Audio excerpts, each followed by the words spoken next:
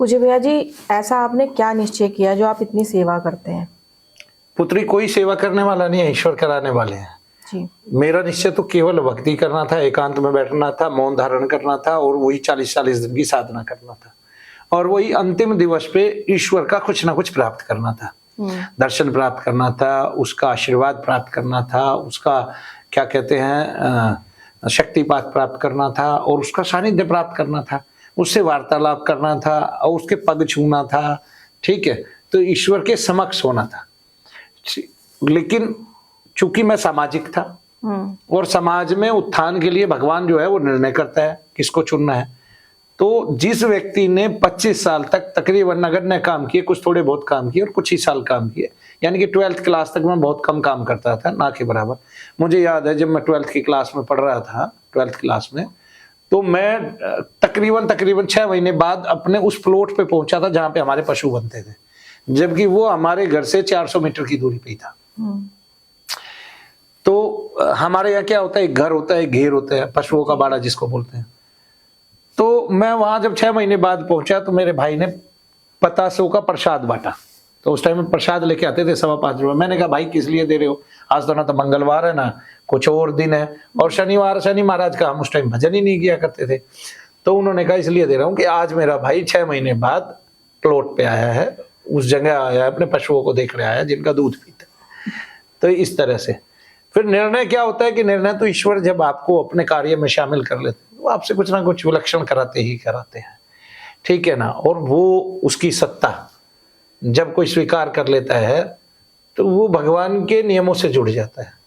भगवान में जो गुण है उसमें धीरे धीरे, जैसे हम कहते हैं कि जो दैवीय गुण है, देवता की जिसकी आप उपासना करते हो उसके गुण आने चाहिए।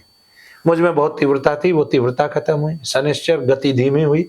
ठीक है, एक ही काम को करते हुए लंबा अरसा हो गया, मैं कभी उससे थकता भी नहीं, ऊबता भी नहीं, और रेगुलर करता हूँ, रोजाना यज्ञ करता हूँ और बड़ा यज्ञ करता हूँ, आयोजन करता हूँ बड़ा।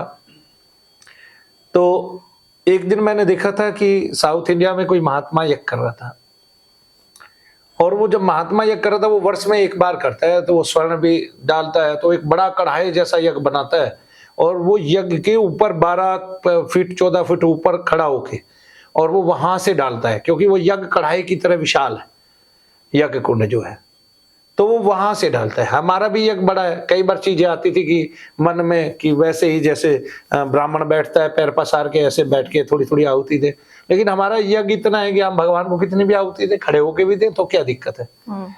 तब भेद तो कोई रहा ही नहीं है। तब लेने वाला जब हर रूप में स्वीकार कर रहा है तो हमें देना आ गया और उसको लेना आ गया, और उसने उसको कर्म फल का फल भी प्रदान करना आ गया। तो जो हमने कर्म किया उसका फल हमें साथ साथ मिल रहा है।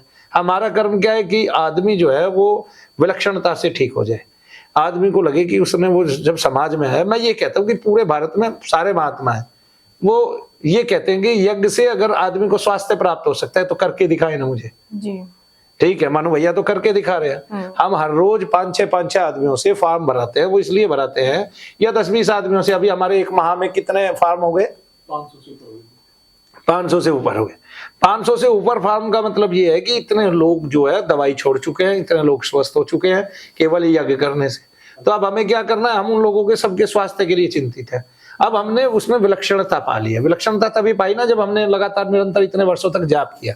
अब उसी जाप की विलक्षणता किसी महात्मा के लिए आत्मदर्शन हो सकती है, उसी जाप की विलक्षणता किसी महात्मा के लिए ईश्वर दर्शन हो सकता है, उसी जाप की विलक्षणता किसी के लिए मोक्ष की प्राप्ति हो सकती है, उसी जाप की विलक्षणता किसी के लिए ब्रह्म सायुज्य हो सकता है, उसी जाप की विलक्षणता किसी के लिए धर्म की प्राप्ति हो सकती है, उसी जाप की विलक्षणता किसी के लिए अर्थ की प्राप्ति हो सकती है, उसी जाप की विलक्षणता किसी के लिए काम की प्राप्ति हो सकती है, और उसी जाप की विलक्षणता किसी के लिए मोक्ष की प्राप्ति हो सकती है जी। आया समझ में पुत्री?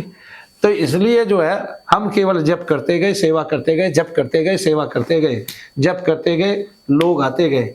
तो सर्वप्रथम जब हमने एक बार मैं मैनपुरी गया था, वहां हम शनिदेव महाराज की मूर्ति की स्थापना करने गए थे। वहां पे कोई चांदना सेठ थे, उन्होंने हमें बुलाया था। उस टाइम में वो जीवित थे, उनके 2 पुत्र हैं। उन्होंने मंदिर की स्थापना कराई तो शनि की काक वाहन के मूर्ति लेके आए, और उस टाइम में हमने शनि महाराज की ऑडियो बनाई हुई थी, यानी कि कैसेट्स बनाई हुई थी, और वो हम मुफ्त में बांटते थे। और वो कैसेट सुन के हाथ में लगी तो उन्होंने मुझे कोकिला वन बुलाया, वहां से वो मुझे मैनपुरी ले गए अपनी गाड़ी में बैठा के, और वहां फिर मैं मंदिर की स्थापना करा के आया। मेरी उनसे बातें हुई, वार्तालाप हुई, मंदिर की स्थापना करा के आया मैं। और वहां पर आचार्य आए हुए थे साउथ इंडिया से, और बहुत विलक्षण स्वर में उन्होंने जो है मंदिर की स्थापना कराई हमारे से। और वहां पर बहुत सारी औरतें इकट्ठा थी। तब उनमें कुछ औरतें दुखी थी, मैंने उनके लिए जाप किया, कईयों को कई उपाय बताए। तो मैंने कई औरतों पे देखा कि मैंने जिनके लिए जाप किया और जिनको शक्तिपात कराना चाहा, उनको अनुभूतियां अलग अलग तरह से हुई। तो एक माता को वहां पर बहुत ज्यादा दर्द रहते थे, जैसे ही मैंने हाथ लगाया उसके सारे दर्द ठीक हो गए, उसके घुटनों में बल आ गया, उनमें शक्ति आ गई। तो उसने मुझे बताया ऐसे ऐसे बल आ गया। तो नवविवाहित जोड़ा था, उनकी बिल्डिंग के नीचे पीछे की तरफ हनुमान जी का एक मंदिर बना हुआ था, और वो रात्रि में उनको ऊपर का कमरा मिला हुआ था। जब वो शयन करने जाते तो दोनों पति पत्नी का उच्चाटन हो जाता था, और वो क्या कहते हैं वहां रह ही नहीं पा रहे थे।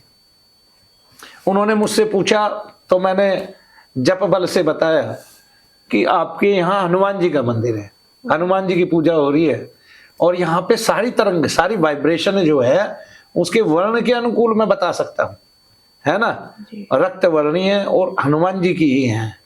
आगे ना, तो जैसे आप सिंदूर लगाते हैं उसी वर्ण की, ठीक है ना। कौन सा वर्ण होता है वो? सिंदूरी वर्ण की। वो सिंदूरी वर्ण की वो तरंगे मुझे दिखाई दे रही थी। तो मैंने कहा ये आपके लिए, आपको ये वाला शयन कक्ष छोड़ना पड़ेगा, दूसरे शयन कक्ष में आप दूसरी तरफ चले जाओ। जैसे ही उनकी दिशा बदली वो ठीक हो गए। ठीक है, उनका मेरे ख्याल से रेमंड का शोरूम था, उन्होंने मुझे रेमंड के बहुत अच्छे कपड़े भी दिए, वस्त्र भी दिए। तो ये चीजें जो है ये किससे जुड़ गई? अनुभवों से जुड़ गई। एक माता के घुटनों का ठीक होना, एक के घर में ऐसी तरंगों का जुड़ना, इस तरह से वो बढ़ती गई, उसकी कीमत बढ़ गई मेरे लिए।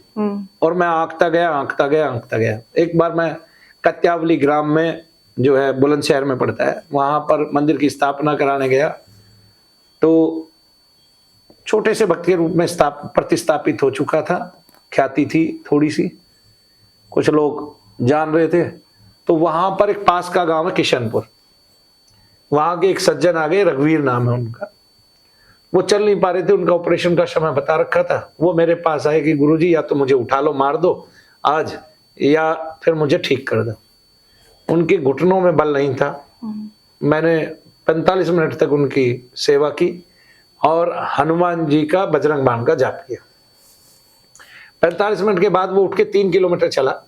अगले दिन से उसके गांव से 10,000 लोग मुझे देखने आए, जितने भी आसपास के लोग थे। कई गांव के लोग आ गए, उनके रिश्तेदार आ गए, लगातार 2-3 महीने तक वहां आदमी पे आदमी रहा। मैं सवेरे उठता 6 बजे, उससे पहले लोग आ जाते थे।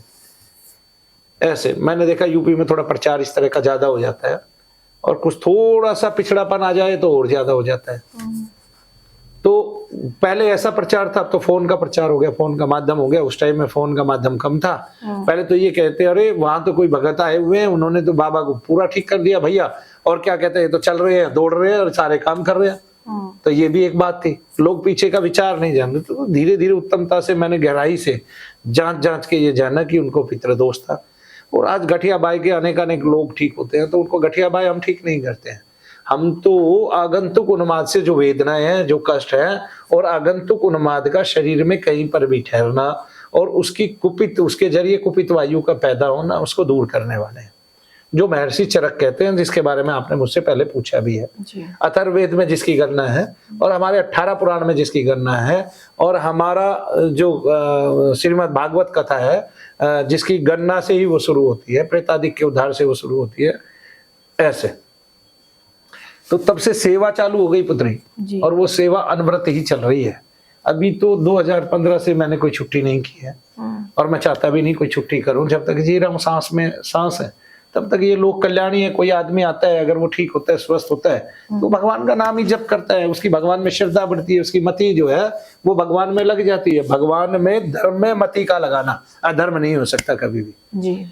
तो इसलिए पीछे मैं टीवी चैनलों पे गया था, वो सबसे पहले एक ही डायलॉग लिखते हैं आगे कि हम किसी की धार्मिक आस्थाओं को ठेस नहीं पहुंचाते, और जो समाज में सबसे बड़ा धार्मिक है मनु भैया, उसकी आस्थाओं को ठेस पहुंचा रहे हैं। तो मैं तो ये देखता हूं कि समाज में उत्तमता से कोई कार्य हो ही नहीं रहा। शायद कानून कभी ना कभी ऐसे बनेंगे कि आप जो है धर्म की आड़ में ना तो धंधा कर पाएंगे, धर्म की आड़ में ना आप जो है कभी किसी को ठग पाएंगे, लूट पाएंगे, और ना धर्म की आड़ में आप धर्म को तो बढ़ा सकते हैं धर्म का सहारा लेके, आप विधर्मियों को पैदा नहीं कर सकते धर्म का सहारा लेके। जब ऐसे कानून बन जाएंगे और अभिचारियों का विनाश होने लगेगा, और इस तरह जो लोग शमशानों में बैठे पाए जाते हैं बिना काम के, जो लोग दारू पीते पाए जाते हैं बिना उसके, जबकि आज आप हरियाणा में देख लो, दारू के ऐसे ऐसे ठेके बने हुए हैं कि वहीं बैठ के आप दारू पी लो, तो फिर कहीं और बैठ के पीने की आवश्यकता ही क्या, आते बने हुए हैं जब, ठीक है ना, अगर आपको पीनी ही है तो जब इस तरह के कानून पास हो जाएंगे तब अधर्म की भी कुछ तो व्याख्या घटेगी और धर्म की कुछ व्याख्या बढ़ेगी। तो धर्म को आगे करके आदमी आज पापाचारी हुआ जा रहा है, वो भी कम हो जाएगा। जय शनिदेव।